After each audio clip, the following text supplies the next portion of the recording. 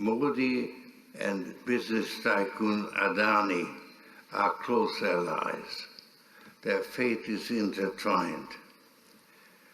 Adani Enterprises tried to raise funds in the stock market but failed.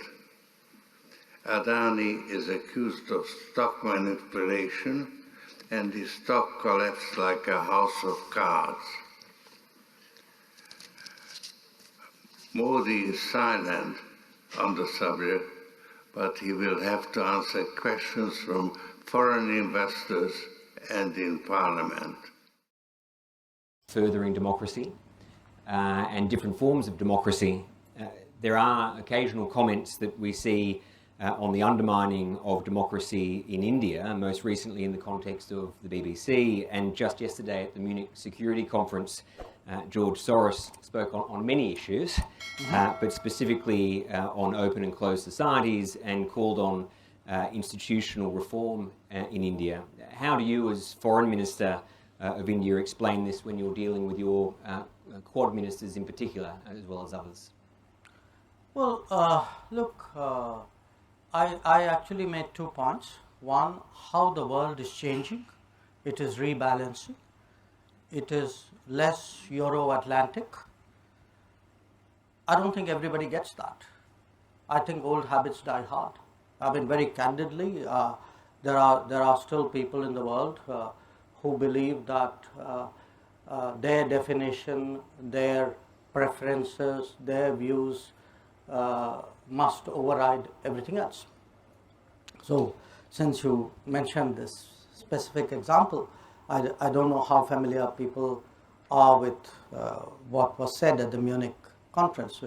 Essentially, Mr. Soros said India is a democratic country, but he doesn't think the Prime Minister of India is a Democrat.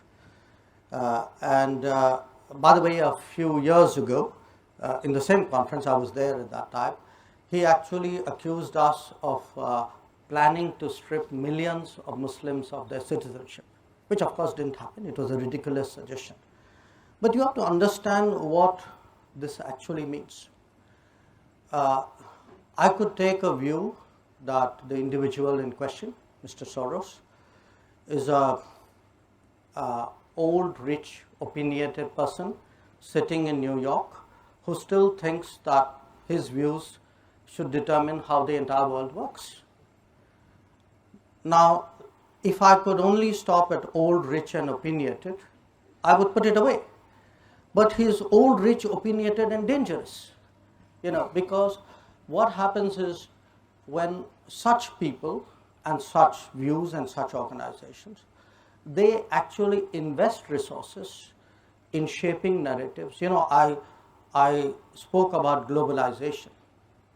Now, what globalization does is it actually creates a lot of the seamlessness of globalization, which creates all the opportunities, also allows narratives to be shaped, money to come in, foundations to go about their agenda. Now, in this particular case, I mean, it is very clear that he has very strong political preferences.